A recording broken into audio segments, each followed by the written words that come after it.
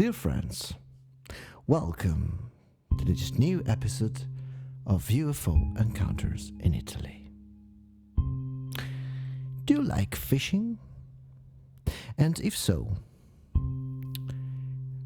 have you ever been fishing at night? After this story, I think you will not. The story takes place in a hot summer, in the hot summer of 1952, in Tuscany. And on that night, a 53-year-old man named Carlo Rossi, according to some source, an employee on a local manufacturing company, according to some other source, simply a fisherman.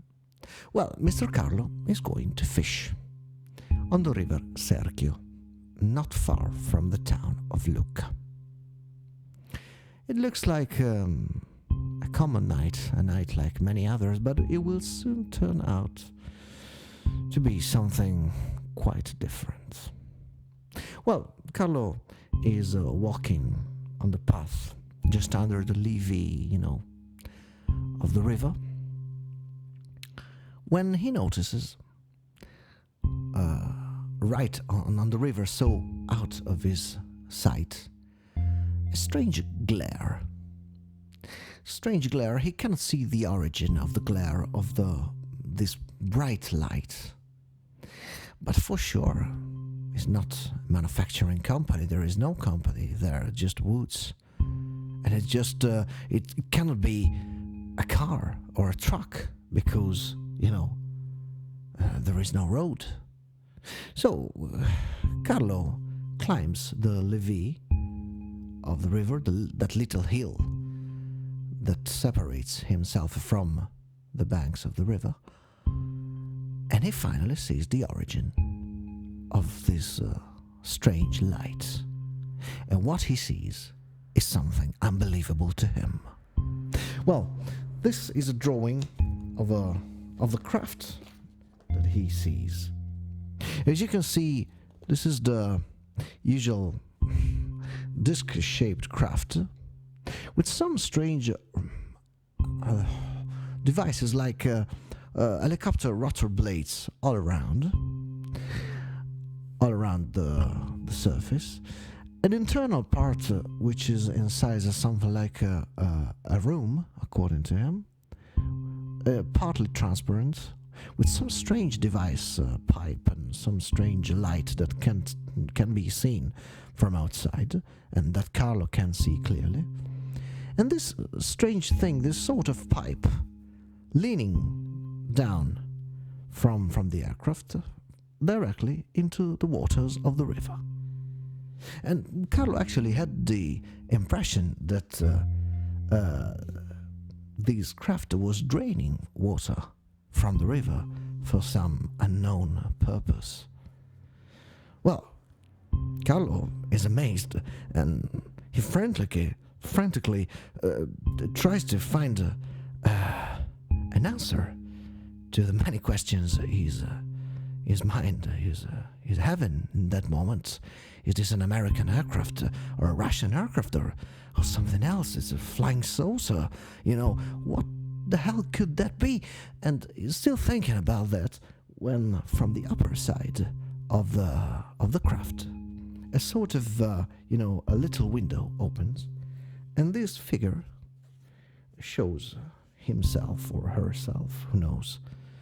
Carlo can see just from the waist up, and this person is wearing a sort of uniform and a helmet with a very dark visor. He would never manage to see the face of this person. But Carlo is absolutely amazed.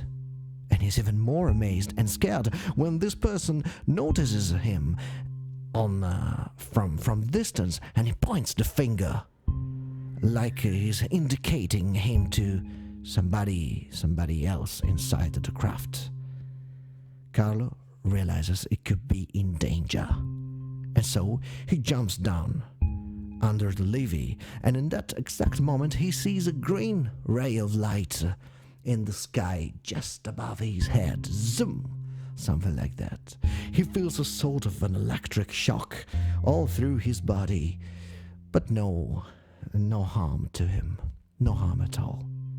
Nevertheless, he's absolutely scared, and he finds the courage to raise his head on the river again, just when he realizes that the glare is getting farther and farther, when he realizes that the object is moving and is leaving that spooky place.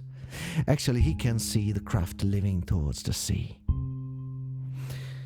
Carlo returns back home, and he will tell his family and friends about this story. But the story doesn't end like that. A couple of months later, Carlo is still fishing on the same river and more or less on the same place where he met that strange craft and his occupant. When he's approached by a strange person. He's a tall, grayish haired man, very tall, he speaks Italian, but with a very Scandinavian, Nordic, Northern European accent, you see. And this person, he's there, and it was a sort of uniform, a military uniform or something like that. And Carlo is suspicious, and he's right, because this person asked Carlo if he ever saw something unusual on that river, some strange aircraft. Carlo realizes he's in danger, and he says, no, never seen something like that. Why should I? And this person offers him a cigarette.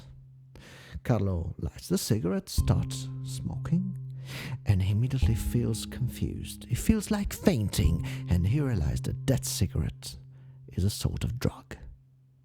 He turns it off, he puts in his pocket, but while he's putting the cigarette in his pocket, that stranger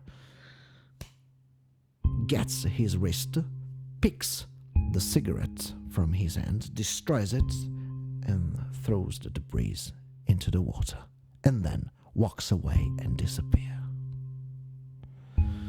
Well, this is the end of the story, but we must say that many skeptical UFO researching groups were skeptical and thought about a hoax, because the story of Carlo was made nationwide famous by his nephew, who was later, during the 60s and 70s, a UFO investigator himself.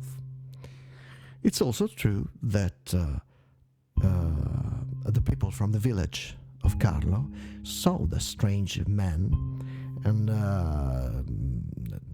talked to him, and apparently he was a man from the military, even if it's not clear from which side, American, Italian, British, Russian, who knows. And Carlo himself died many years later, some years later, and he never fully recovered from the trauma of that night and of the double encounter with the craft, with the mysterious ray of light, and the encounter with the mysterious man, maybe a man in black, who knows.